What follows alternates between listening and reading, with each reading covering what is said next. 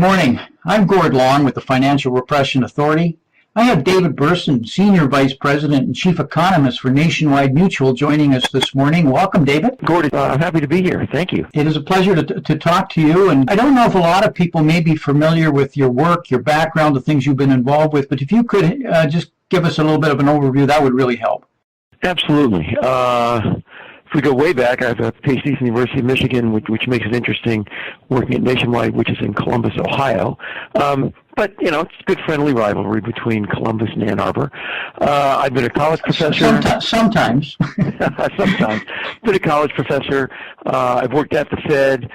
Worked at Wharton Econometrics in the consulting industry. And for 20 years, I was the chief economist at Fannie Mae. And I've been here at Nationwide Insurance for the past 3.5 years.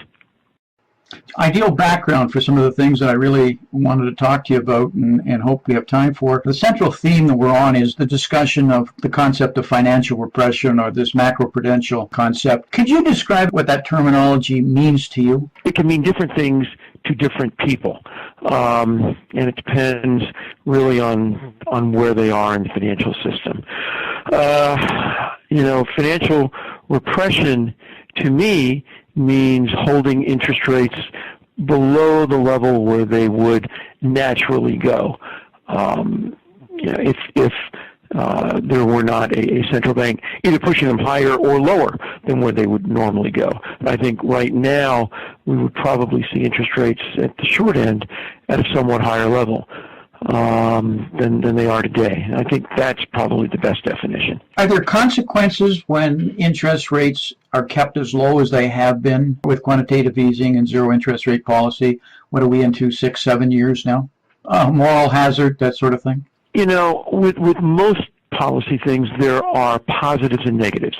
So the positives, certainly with bringing the short-term rates down to zero, the zero interest rate policy, and then quantitative easing afterwards, was to add liquidity to the economy. Now, you could say, well, what good did it do? Economic growth in this expansion has been very modest. We don't know that economic growth wouldn't have been worse without that. And in fact, most models that macroeconomists use suggest that, in fact, the economy, at least initially, would have grown less quickly. Now, most of those same models suggest that after a period of time, expansionary monetary policy loses its effectiveness. So it may have helped the economy initially, probably much less so now, even if at all now.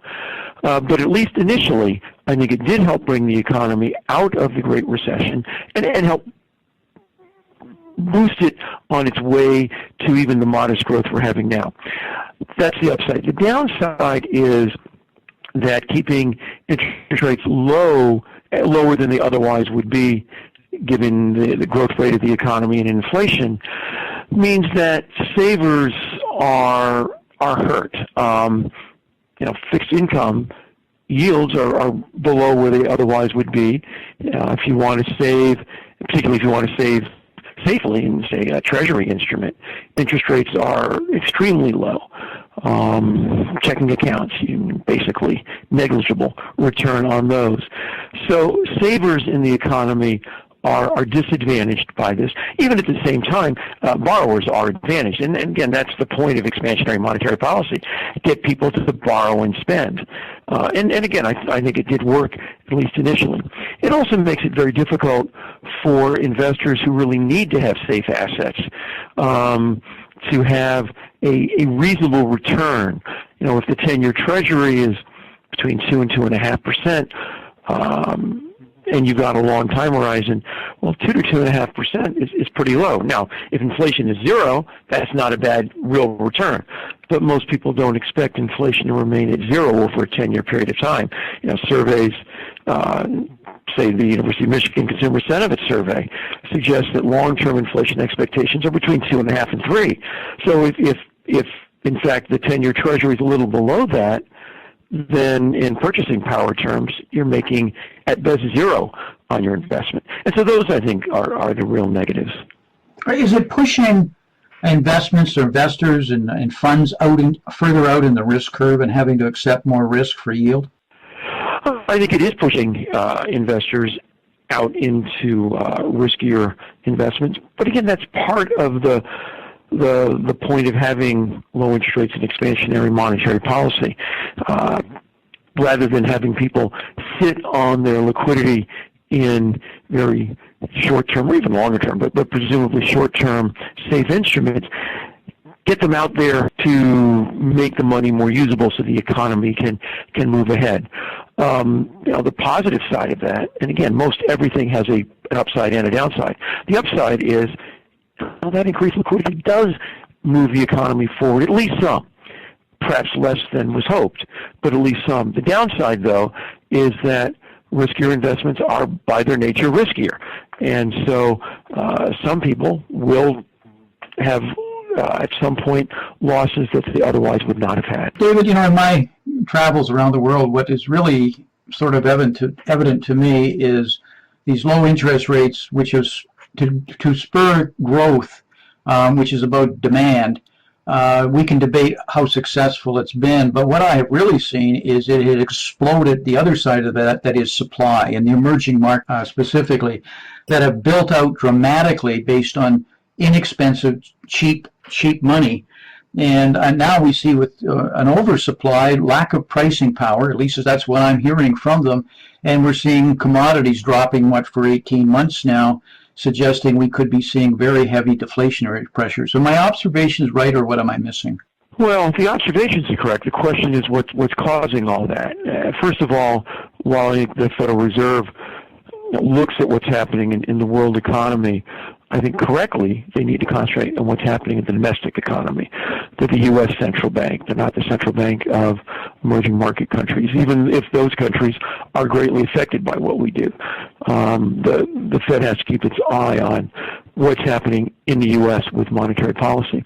But I think what's happening in terms of commodity prices is not tied directly to what the Fed did, perhaps indirectly, but most directly to China and the rapid growth of the Chinese economy as they industrialize, as they move to an industrialized country and not an emerging market country, pushing up commodity prices. And China is perhaps a special case, clearly not fully a market economy, where the government decided, well, in addition to the demand for commodities that would come naturally as the economy grew, we want to make sure that we lock in future supply, so we're going to buy lots more than we need, pushing up commodity prices still more. And now that the Chinese economy has slowed, at least growth has slowed, after a period of time of rapid demand for commodities, commodity prices are taking it on the chin. So I think the primary force driving commodity prices up initially and down now is what's happening with the Chinese economy, not the Fed. What do you see in store? And I'll ask you to speculate here that with the upcoming FOMC meeting of what the Fed will do, and what do you think it should be doing? Well, what I think it should be doing is an easier answer because it's my opinion. It's difficult to know for sure what the Fed has done. Now, under Chair Yellen, they have tried to be more clear. By doing that, there are more of the FOMC members, certainly more of the board members and the regional bank presidents talking. The problem is they're not all saying the same things, and often they're saying things that contradict each other. So actually I think markets are less certain of what the Fed will do next Friday than perhaps they normally would have been because of the openness. Now, that's not that openness is bad. I like the openness. I think the Fed should be as clear as possible. But the way the way it's resulted is that the financial markets really are uncertain. Having said that, if you look at futures prices for federal funds, the market does not think the Fed will tighten next Friday. The market does think the Fed will tighten by the end of the year, although even those odds have gone down some. So the market does not think the Fed will tighten. Our forecast has been for some next Friday on the 17th. Our forecast for some time has been that the Fed would tighten at this September meeting. Given the ups and downs of the economy, we have said September. So we've been consistent, and I think there's still a reasonable chance, but the odds at this point perhaps have slipped below 50% given the recent market volatility. Now, what do I think the Fed should do? I think the Fed probably should tighten in September. And again, I think the market views the Fed as likely to tighten before year end. I think even those on the Federal Reserve Board and the regional bank presidents who have been more dovish have also said, we can't stay at zero forever. We will need to tighten. It's a matter of when. I think it would just be better, even if it's just one tightening, to get off the zero bound and then to sit and wait for a while and see what the impact is without having to tighten again, or perhaps even ease again as the next step. Just see what the market reaction is. I think the economy and financial markets would probably be better off if the Fed did that. This recovery has been a disappointment in the rate, and certainly slower than most. Is there a reason that you see for that, and is it possibly secular things, actions that are going on at the same time? Well, there's a large discussion within the economics community about whether what we're seeing is cyclical in nature or secular in nature. In fact, the name is secular stagnation. And Bob Gordon at Northwestern, Larry Summers at Harvard are the leading proponents of secular stagnation. What causes growth over the long run? Changes in hours worked and productivity growth. And we know, just looking at the demographics, that hours worked, the increase in hours worked is going to slow. Now, we can change that through good immigration policy, but in the short run, it is what it is, and hours worked increases will slow. So the question really is what's going to happen with productivity growth. And, productivity growth, as measured, has slowed dramatically. Will it stay there forever? Well, those who believe in secular stagnation would say that, to a large extent, all the recent investments in IT have done is allowed us to play angry birds at work and become less productive. And there's certainly some of that going on, although I can say there's no angry birds on my computer here. But I think that the investments that we've seen in information technology allow us to be more productive. I know I do a whole lot more. I don't have to go down to the corporate library to look things up. I have all the data in the world right here at my computer, and I can look it up within just a few seconds and use it. And I don't have to spend the time wandering around and trying to find it. So I think ultimately, those who believe in secular stagnation will be wrong. Now, you could also make the argument that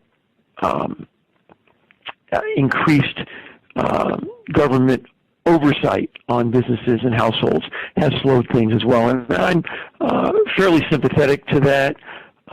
We certainly need oversight, and in some areas we need more, and in others we need less. I think we probably have more right now overall than optimally we would want if you did good cost-benefit analysis. I think that probably has slowed the economy as well.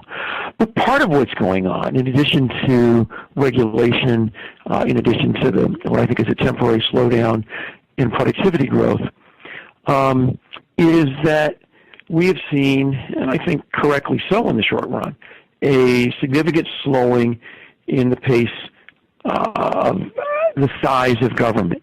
And indeed, if you look at the GDP numbers, and GDP, it's not a perfect measure. It's far from a perfect measure, in fact, of what's actually happening in the economy. But if you look at it and you look at trend growth, sort of the year-on-year growth, we're seeing growth in the low to mid 2% range. But there are a lot of components to GDP. And if you look at what I view as core GDP, which we'll call private sales to private domestic purchasers. So we're getting rid of the volatile inventory component. Inventories go up and down, but inventories are ultimately, on average, where businesses want them to be. We take out trade. Trade's important, but for the U.S., it's a relatively small portion of the economy. And we take out government. And if we look at that measure, well, growth has picked up. It's in the upper 2s for a number of years, and now it's in the low to mid 3% range. So on that basis of core GDP, it looks like the economy has done okay, not better than the overall GDP measure would suggest, not up to historical averages, but much closer. So in fact, I think one of the reasons why economic growth has been weaker in this expansion than others is the lack of government spending. Now, I think that is a short-term negative, lowering overall GDP. In the long run, I think a move in resources from the government sector to the private sector is positive, but it takes a while for that to manifest itself in stronger overall GDP growth. One of the concerns, it goes back to your points on productivity and growth and wages, is the participation rate, which is a major concern to anybody who looks at it. Any views on why the participation rate has plummeted so much in the last, I would say, 5 years?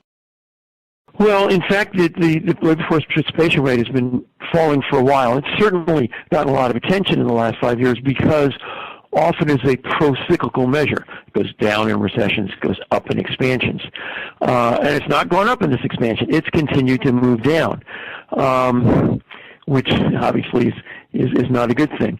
But if we look at the labor force participation rate over a longer period of time, it peaked at about 99 or 2000 and edged down, certainly went down during the Great Recession, but it's continued to go down. So part of what we're seeing is a longer-term structural change in the economy. It's declined for about 15 years. But part of it is also something that is shorter term in nature, because we've seen continued large declines over the last 3 to 5 years.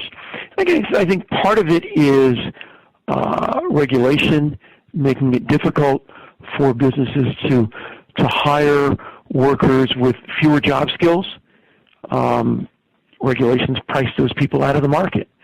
It's also the case that I think that businesses have been risk averse given the size and the magnitude of the downturn in the Great Recession, less anxious to bring workers back, and the longer workers are unemployed, the harder it is for them to get back in the workforce. If you look at where unemployment has been, for example, it's the long part of that tail. If you're unemployed for a month, you're more likely to get a job than if you've been unemployed for 2 or 3 years. Job skills atrophy. And some of those workers who have been out of work for a while have given up. And it removes them from the labor force. The labor force participation rate goes down. Some of it is also demographic. Baby boomers can retire. Some of them can retire early. Some of them choose to retire early if they can. Some of them choose not to. But more of them are retiring earlier than expected. And so part of it is demographic. So I think there are multiple reasons here. The participation rate probably should be falling given demographics, but it's falling more quickly than we would have expected, and then I think is healthy for the economy. So, looking into the root causes of this and trying to solve it, I think, is an important public policy discussion that we should be having. But I think part of the answer lies with too much regulation, and part of it lies with job skills that have atrophied. One of the things that we see is that in looking at the S&P 500 as an index, though, profits have been up on an earnings per share with significant buybacks and which are reducing the number of shares outstanding. But when you get inside it, the top line has been shrinking. And matter of fact, we've had 2 consecutive quarters, and we don't see capital investment of the same level we've seen before. We just don't see the investment of at least of the S&P 500 corporations making the traditional investments it has. Any observations on that? Well, as an economist, what I look at is what we call non-residential fixed investment. That's business fixed investment. So not inventories. It's what businesses are spending dollars on. If we look at it in real terms, say over a 20-year period of time, it goes down in recessions because businesses are not going to add to their ability to produce if they don't think they can sell goods or sell services. But in the times, it tends to average in real dollar terms, roughly, I'd say about 7%. And we're a little below that in this expansion, but not much. And actually, early in this expansion, business investment spending was reasonably strong. It's slowed some now, and that is a concern. What a business is seeing, but it's not a longer-term thing. It's just in the last couple of quarters we've seen this slowdown in business fixed investment spending. I tend to think that it is probably temporary in nature. If overall economic growth is inching upward, we're certainly seeing non-farm payrolls increasing. We're seeing weekly unemployment claims go down. If you look carefully, you can start to see wages moving up, and I think we'll see more of that. There'll be more spending, and that's going to convince businesses to invest more. So I think going forward, looking in the aggregate numbers, we will see business fixed investment start to reaccelerate. And this is looking much more broadly than just the S&P 500. It's looking at the overall economy. And I think ultimately that's very positive because business fixed investment not only increases spending and so short-term economic demand, but it increases the supply side of the economy as well. And over the long run, we need to increase the supply side, the capacity of the economy to produce. David, we're up against our hard line. Are there any observations you'd like to share with our listeners, either that you're very positive about or concerned about? Well, one of the things that I look at here, in part because my company is a large insurer of homes, is what's happening in the housing market, and plus my long tenure at Fannie Mae. We look at all the housing markets regionally, and they all actually look to be in reasonably good shape. The one concern I have, though, are MSAs that are tied strongly to energy production or energy distribution. We're seeing increases in unemployment in those areas, and there's the potential for negative impacts on the housing markets in those MSAs. Not a lot of MSAs in the U.S. Most MSAs in the U.S. have pretty healthy housing markets. But we are starting to become a little more concerned in the energy part of the country in terms of the impact on jobs and housing. David, could you tell our listeners how they could learn more about you, your firm, and any of your writings or your research? Absolutely. Sure. So Nationwide Insurance has a great website, inthenation.com. One word, in the nation, and then .com. You'll find a lot of what we write. You'll find other information. Hopefully, people will find it interesting. David, I really appreciate the time that you gave us today. We'll have to have you back. These discussions are always changing, and see how our predictions turned out here in 6 or 8 months. So thank you very much for the time today. Gord, it's my pleasure. I had a great time. Thank you. Talk to you again. Bye. All right. Take care.